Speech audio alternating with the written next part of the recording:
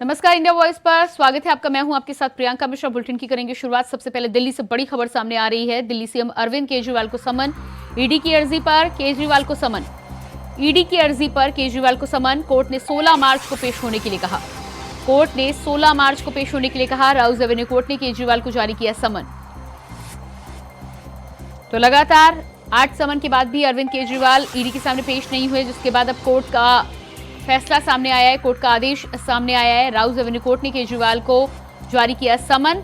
ED की अर्जी पर केजरीवाल को पेश होने के लिए कहा। 16 मार्च को पेश होने के लिए केजरीवाल को समन कोर्ट के द्वारा दिया गया है।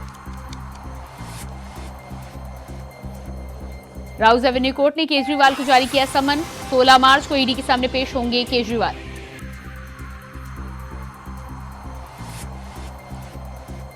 सोलह मार्च को ईडी के सामने पेश होने के लिए कहा।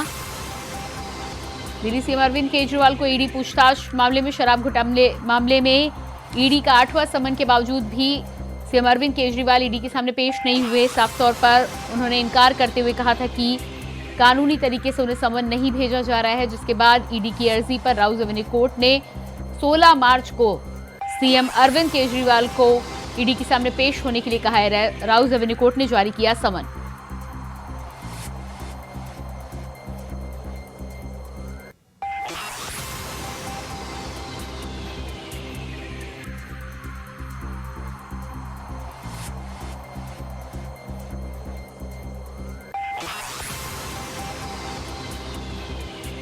तो दिल्ली के सीएम अरविंद केजरीवाल को इस बार कोर्ट के द्वारा समन जारी किया गया है। ईडी की अर्जी पर राउज एवेन्यू कोर्ट ने सीएम अरविंद केजरीवाल को जारी किया है समन। 16 मार्च को पेश होने के लिए कहा गया। देखना यह होगा कि राउज एवेन्यू कोर्ट के समन के बाद क्या कुछ फैसला मुख्यमंत्री अरविंद केजरीवाल की तरफ से सामने आता है। इससे पहले ईडी सीएम केजरीवाल को 8 बार समन जारी कर चुकी है। और इसी खबर पर हमारे साथ दिल्ली से संवाददाता अजीत कुमार लाइव जुड़ चुके हैं।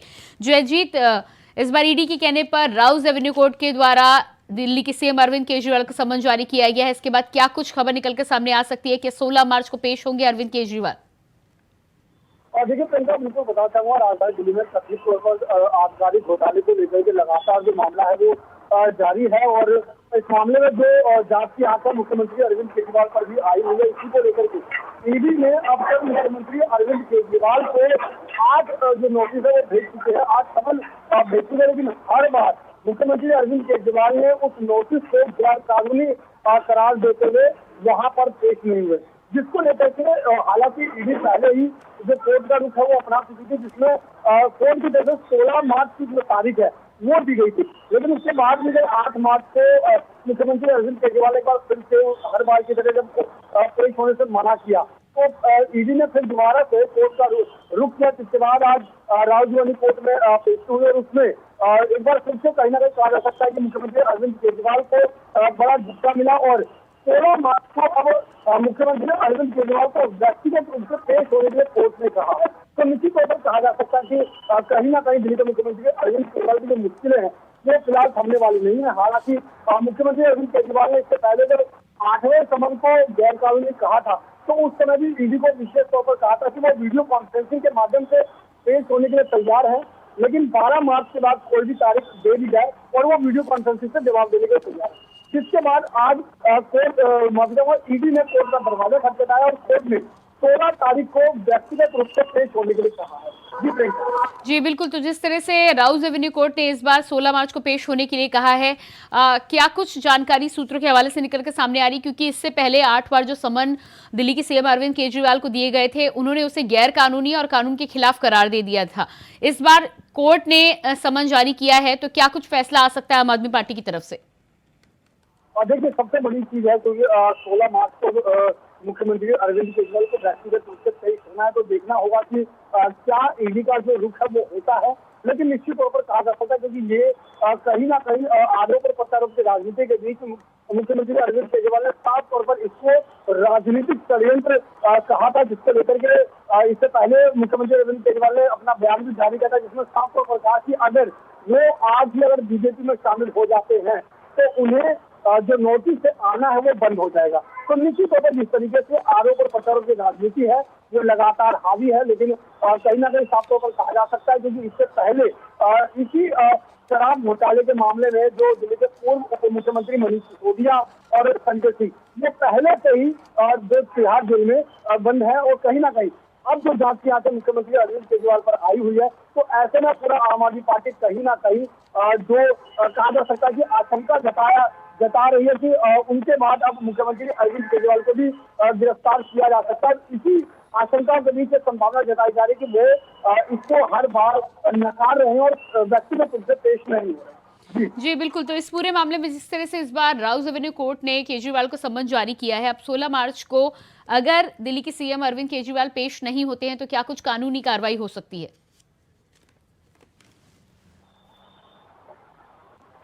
शायद संपर्क हमारे यहाँ पर टूट गया है, तो आपको बता दें कि दिल्ली के राउज एवेन्यू कोर्ट ने दिल्ली के सीएम अरविंद केजरीवाल को 16 मार्च को पेश होने के लिए कहा है। ईडी की याचिका पर सीएम को राउज एवेन्यू कोर्ट ने समन सौंपा है।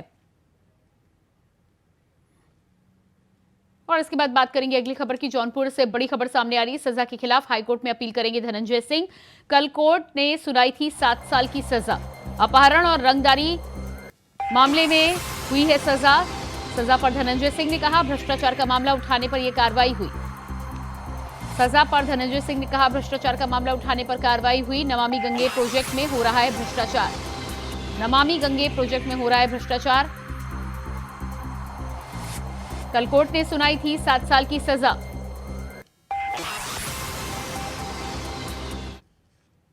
सजा के खिलाफ हाईकोर्ट में अपील करेंगे धनंजय सिंह।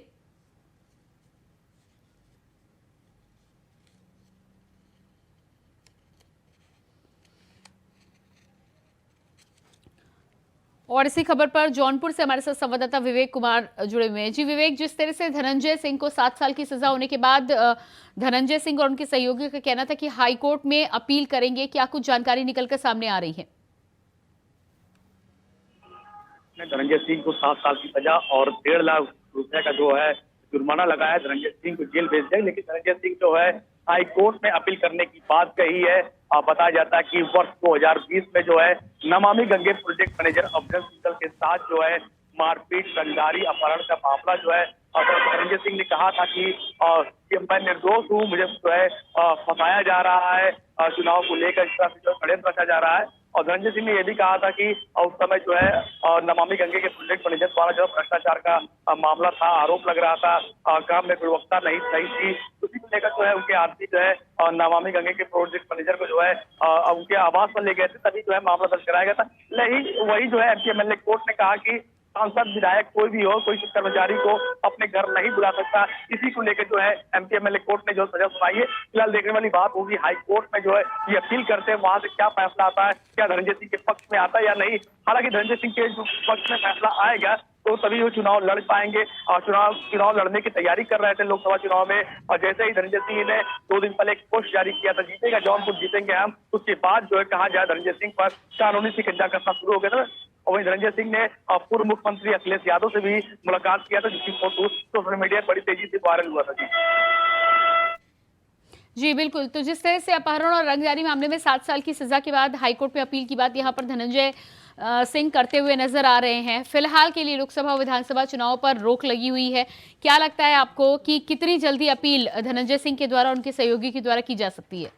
और बिल्कुल जो है उनकी जो सहयोगी कहना है, जो उनके सूत्र बताते हैं, धनंजय सिंह जो है 1-2 दिन के अंदर हाईकोर्ट में अपील करेंगे। हाईकोर्ट में क्या उनकी जो है अपील को स्वीकार किया जाता है कि नहीं, ये देखने वाली बात होगी। लेकिन धनंजय सिंह के अपील अस्वीकार हुआ तो चुनाव से बाहर हो जाएंगे। जी बिल्कुल, तो इस पूरे मामले में जिस तरह से अब जानकारी निकलकर सामने आ रही है, हाईकोर्ट में अपील करने की यहाँ पर बात कही गई है। इसके अलावा कई अन्य मामले भी हैं, तो क्या लगता है आपको कि हाईकोर्ट में अपील के साथ ही साथ लगातार अब तक धनंजय सिंह की पत्नी की तरफ से भी खबरें निकलकर सामने आ रही कि वो चुनावी मैदान में आ सकती हैं। क्या धनंजय सिंह के चुनाव लड़ने पर रोक के बाद श्रीकला सिंह यानी कि उनकी पत्नी चुनावी मैदान में उतर सकती हैं? देखिए, श्रीकला सिंह जो है कैमरे के सामने कोई बयान नहीं, लेकिन सूत्र बताते हैं धनंजय सिंह यदि चुनाव नहीं लड़ते हैं तो श्रीकला सिंह जो है चुनाव लड़ सकती हैं और जौनपुर में जो है चुनाव लड़ेंगी, भाजपा के सामने जो है टक्कर दे सकती हैं। लेकिन आपको बता दें कि पिछले वर्ष 2002 में धनंजय सिंह जेल में रहकर चुनाव जीते थे, लेकिन सजा जो है 7 साल के ऊपर का है तो धनंजय सिंह चुनाव के मैदान में टाल नहीं ठोक सकते।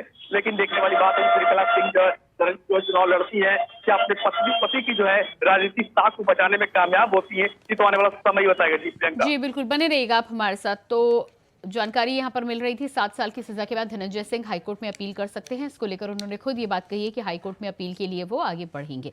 और इसके बाद बात करेंगे अगली खबर की। जौनपुर से बड़ी खबर निकलकर सामने आ रही है। बीजेपी नेता की गोली मारकर हत्या, बाइक सवार 3 बदमाश गोली मारकर हुए फरार। बाइक सवार 3 बदमाश गोली मारकर हुए फरार।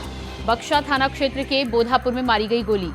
बक्शा थाना क्षेत्र के बोधापुर में मारी गई गोली। नेता को गंभीर हालत में अस्पताल में कराया गया भर्ती। नेता को गंभीर हालत में अस्पताल में कराया गया भर्ती।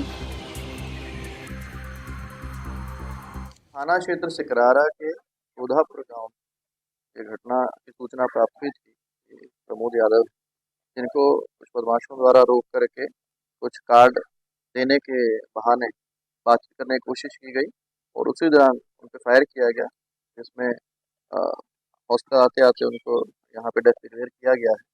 तो फिलहाल इसमें हमारी टीमें वर्कआउट कर रही हैं। जो कुछ संदिग्ध हैं उनकी जानकारी भी प्राप्त हुई है और कुछ अन्य जानकारियां प्राप्त हुई हैं, जिसको वर्कआउट करके बहुत जल्द से जल्द इसका खुलासा किया जाए। तो बड़ी संख्या में अस्पताल पहुंचे बीजेपी कार्यकर्ता, पुलिस फोर्स तैनात, एसपी भी मौके पर। बदमाशों को पकड़ने के लिए बनाई गई है टीम। और इसी खबर पर हमारे साथ संवाददाता जौनपुर से विवेक कुमार लगातार बने हुए हैं। जी विवेक, बीजेपी नेता की गोली मारकर जो हत्या की गई है, इस पूरे मामले में क्या कुछ पूरी जानकारी है? क्या इसके पीछे की वजह आपको समझ आ रही है? और बिल्कुल आपको बता दो, पूरा मामला जो है जौनपुर के सिकरारा थाना क्षेत्र का है, जहां जो है बाइक सवार बदमाशों ने और भाजपा के जिला मंत्री को गोली मारकर हत्या कर दी। हत्या के बाद इलाके में हड़कंप मच जाता। बताया जाता है कि कार्ड देने के बहाने अब बदमाशों ने जो है भाजपा नेता को रोका, उसके बाद जो है गोली से प्रहार कर दी। घटना के बाद जो है सूचना मिलते ही पुलिस मौके पहुंची है। पुलिस की टीम जो है गठित कर दी गई है बदमाशों की गिरफ्तारी के लिए। लेकिन जिस तरह दिन दहाड़े वारदात हुई है, पुलिस या सवालिया निशान खड़ा करता है। जिस तरह सुरक्षा की जो बात की जाती थी, वो एक भाजपा नेता के बाद पुलिस लगातार जो है जांच पड़ताल की हुई थी। जी बिल्कुल, तो इस पूरे मामले में जिस तरह से गोली मारकर हत्या हुई है और बाइक सवार 3 बदमाश फरार बताए जा रहे हैं, पुलिस की कार्रवाई की कहां तक शुरुआत हुई है? क्या लग रहा है, पुलिस के द्वारा क्या दावा किया जा रहा है? और बिल्कुल जो है घटना का कारण अभी स्पष्ट नहीं हो पाया। पुलिस पूरे मामले की जांच पड़ताल कर रही है। वहां लगे जो है सीसीटीवी फुटेज खंगाला जा रहा है, बदमाश कौन से कहां से आए थे और किन कारणों के ऊपर गोली चलाया गया। और पुलिस जो है जल्द दावा कर रही है बदमाशों को गिरफ्तार किया जाएगा। लेकिन जिस तरह से दिन दहाड़े घटना हुई है, लोगों में आक्रोश है। वही भाजपा के जिम्मेदार अधिकारी, जिम्मेदार नेता, सांसद और विधायक जो है घटनास्थल पे पहुंचे हैं और जिला अध्यक्ष भी भाजपा पहुंचे और पुलिस को जो है दबाव बना रही है जल्द जो है घटना सके। जी बिल्कुल विवेक, कितने बजे की घटना है और इसके पीछे के कारणों में क्या कोई पुरानी रंजिश या इस प्रकार की कोई राजनीतिक कहा सुनी कुछ बातें बताई जा रही हैं? और बिल्कुल जो है घटना सुबह 10 बजे की है, जो भाजपा नेता पर जो हमला किया गया और डॉक्टरों ने मृत घोषित कर दिया। लेकिन जो है अब पुलिस जो है पुरानी घटना कोई रंजिश को जोड़कर देख रही है। फिलहाल पुलिस की जांच के बाद ही पता चलेगा किन कारणों के कारण चलते जो है बदमाशों ने घटना को अंजाम दिया। क्या कोई राजनीतिक कारण था या कुछ पुरानी रंजिश की फिलहाल जांच का विषय है और जांच के बाद ही कहा जा सकता है। जी, जौनपुर के बीजेपी पदाधिकारियों और नेताओं का इस पूरे मामले में क्या कुछ कहना है? क्या स्टैंड उधर से बीजेपी की तरफ से निकलकर सामने आ रहा है? जैसे ही घटना की जानकारी मिलते ही भाजपा प्रत्याशी कृपा शंकर सिंह व भाजपा के जिला अध्यक्ष सुखराज सिंह समेत तमाम जो है पदाधिकारी भाजपा के घटनास्थल पर पहुंचते हैं। वो अवाक हो जाते हैं जिस तरह से घटना को बदमाशों ने वारदात को अंजाम दिया था। कोई घटना पर को लेकर जो पुलिस जो भारी फोर्स के साथ मौके पहुंची और भाजपा जिला अध्यक्ष जो है और एसपी से मिले और उन्होंने कहा घटना का जल्द खुलासा किया जाए और पीड़ित परिवार को न्याय मिलेगी। जी विवेक, इसके अलावा चुनावी और राजनीतिक माहौल है, लोकसभा चुनाव जल्द ही आने वाले हैं और ऐसे में जौनपुर से धनंजय सिंह को 7 साल की सजा भी हुई है। बीजेपी के प्रत्याशी का ऐलान हो चुका है। इन तमाम घटनाक्रमों को देखते हुए इस प्रकार की जब हत्या हुई है तो सुरक्षा को लेकर अब पुलिस की तरफ से क्या कुछ इंतजाम किए जा रहे हैं कि आगे इस तरह की घटना की पुनरावृत्ति ना हो पाए? और बिल्कुल जो है जनपद जौनपुर के पुलिस अधीक्षक लगातार अपराधियों की गिरफ्तारी पर अभियान चला रहे हैं। तो अपराध पर लगाम लगाने के लिए लगातार पुलिस फ्लैगमार्च कर रही है। तमाम पुलिस अपनी तरह से पुलिस पेट्रोलिंग कर रही है। लेकिन जिस तरह से बदमाशों ने आज सुबह 10 बजे घटना को अंजाम दिया है, कहने कहा जा सकता है पुलिस की खौफ जो है बदमाशों से दूर होता हुआ जा रहा है। जी, बिल्कुल विवेक। तो लगातार जिस तरह से ये घटना हुई है आसपास के इलाके में, क्योंकि लोकसभा चुनाव का माहौल है, जल्द ही तारीखों का ऐलान होने वाला है, क्या माहौल नजर आ रहा है? बीजेपी कार्यकर्ताओं की बात करें तो बीजेपी कार्यकर्ता इस समय कौन सी स्थिति में है? वहां पर जौनपुर में क्या कुछ देखने को मिल रहा है? घटना के बाद बीजेपी कार्यकर्ताओं में जो है कहा कि कोहराम मच गया है, पीड़ित परिवार में भी कोहराम मच गया है, दोनों का बुरा हाल है। वही हम लोकसभा चुनाव की बात करें तो बीजेपी कार्यकर्ता लगातार अपने घर घर जा रहे हैं, मतदाताओं को रिझाने का प्रयास कर रहे हैं, मोदी योगी सरकार की उपलब्धियां दिखा रहे हैं। लेकिन जिस तरह से भाजपा की जिला मंत्री पर जो है हमला हुआ है, उसकी मौत हुई है, और कहीं ना कहीं बीजेपी नेता भी जो है अवाक हो चुके हैं।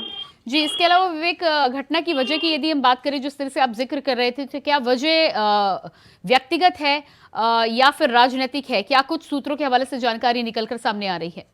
और बिल्कुल जो है मृतक के परिवार से भी कोई जो बातचीत नहीं हो पाई है। मृतक का परिवार भी हॉस्पिटल पहुंचा हुआ है, मीडिया उनसे भी जानने का प्रयास करेगा, लेकिन जिस तरह से अब जो सूत्र बताते कोई पुरानी रंजिश था, कार्ड देने के बहाने रोके, जाहिर सी बात है कार्ड देने के बहाने रोका गया होगा तो बीजेपी नेता को कोई जान पहचान का ही होगा। लेकिन जिस तरह से पुलिस हर पहलुओं पर जांच पड़ताल कर रही है, घटनास्थल के पास जो किसी घर के पे दुकान पर लगे थे फुटेज को भी खंगाला जा रहा है, ये बदमाश कौन थे, किस रास्ते से आए थे, क्या इनका मकसद था हमला करने का। जी, पुलिस ने क्या परिजनों से मुलाकात की है? अंतिम यात्रा को लेकर क्या कुछ जानकारी है और पुलिस इस पूरे मामले में क्या कुछ कार्रवाई कर रही है पोस्टमार्टम के बाद? जी, और बिल्कुल आपको बता दूं, जो है जिला चिकित्सालय के बाहर जो है भाजपा नेताओं का जो है मृतक के परिवार का जमावड़ा लगा है, लोगों में आक्रोश देखने को मिल रहा है। कोई पुलिस अधीक्षक डॉक्टर अजय पाल शर्मा जो है जल्द जो है घटना खुलासा करने की बात करें, लेकिन अभी भी जो है लोगों में आक्रोश बना हुआ देखने वाली बात होगी। पुलिस के आला अधिकारियों जो है जो दावा कर रहे हैं बदमाशों को गिरफ्तार करने के लिए, कब गिरफ्तारी बदमाशों का होता जी। जी बिल्कुल विवेक, इस तमाम जानकारी के लिए बहुत शुक्रिया आपका। लखनऊ से बड़ी खबर सामने आ रही, यूपी के 4 कैबिनेट मंत्रियों को जल्द मिलेगा मंत्रालय, कई मंत्रियों के मंत्रालय में होगा फेरबदल। बीजेपी में मंत्रालय को लेकर चल रहा है मंथन, दारा सिंह चौहान और सुनील शर्मा को मिल सकता है महत्वपूर्ण मंत्रालय। आरजेडी कोटे के मंत्री अनिल कुमार के मंत्रालय को लेकर भी मंथन, ओपी राजभर के मंत्रालय पर गहन मंथन जारी। ओपी राजभर के मंत्रालय पर गहन मंथन जारी, यूपी के 4 नए कैबिनेट मंत्रियों का जल्द तय होगा मंत्रालय, कई मंत्रियों के मंत्रालय में होगा फेरबदल। आरएलडी कोटे से मंत्री अनिल कुमार को मंत्रालय को लेकर मंथन शुरू, ओपी राजभर के मंत्रालय पर भी गहन मंथन जारी। और इसी खबर पर हमारे साथ यूपी से स्टेट कोऑर्डिनेटर अनिल पाठक बने हुए हैं। जी अनिल, जिस तरह से चारों मंत्रियों की शपथ के बाद अब उनके मंत्रालय को लेकर मंथन शुरू हो चुका है, क्या कुछ जानकारी निकलकर सामने आ रही है? किसको कौन सा मंत्रालय मिलने की ज्यादा उम्मीद जताई जा रही है? देखिए प्रियंका, उत्तर प्रदेश में लंबे इंतजार के बाद जो है 4 कैबिनेट मंत्रियों ने अपनी जिम्मेदारियां संभाली हैं। उनको स्कॉट मिल गया है, प्रोटोकॉल मिल गया है, लेकिन अभी उनके मंत्रालयों का बंटवारा नहीं हो पाया है। इस बात की पूरी संभावना है जो भाजपा कोटे के मंत्री हैं दारा सिंह और सुनील शर्मा, इनको महत्वपूर्ण विभाग देने पर मंथन चल रहा है।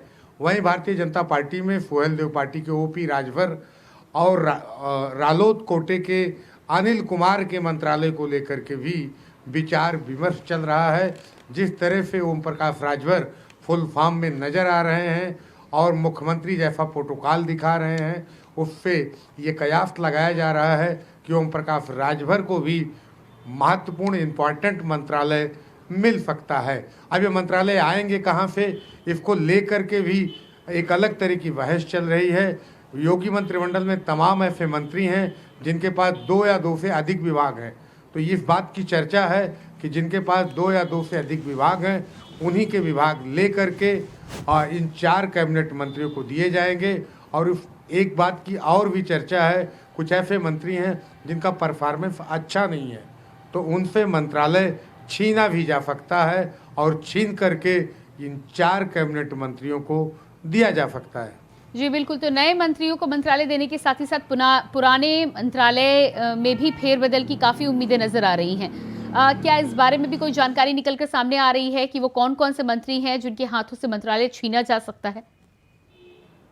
हाँ, बेशक अभी इस बात को कहा नहीं जा सकता है कि किस मंत्री का मंत्रालय छीनने वाला है, लेकिन कुछ ऐसे मंत्री हैं उनके चेहरे से हवाइयाँ उड़ने लगी हैं, उनको पूरा अंदेशा हो चुका है कि उनका मंत्रालय छीना जा सकता है, उनको उससे कम बेहतर मंत्रालय दिया जा सकता है, इस बात की चर्चा जो है भाजपा के अंदर खाने में चल रही है। और ज़्यादातर जो सहयोगी हैं सुहेलदेव पार्टी के ओपी राजभर और राजद के अनिल कुमार, इनके मंत्रालयों को लेकर के भी भाजपा जो है काफ़ी गंभीर नज़र आ रही है।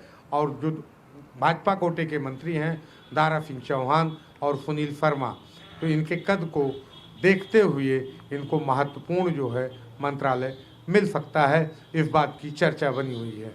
जी बिल्कुल अनिल, इस तमाम जानकारी के लिए शुक्रिया आपका। और इसी के साथ फिलहाल इस बुलेटिन में इतना ही। खबरों का सिलसिला जारी रहेगा। नमस्कार।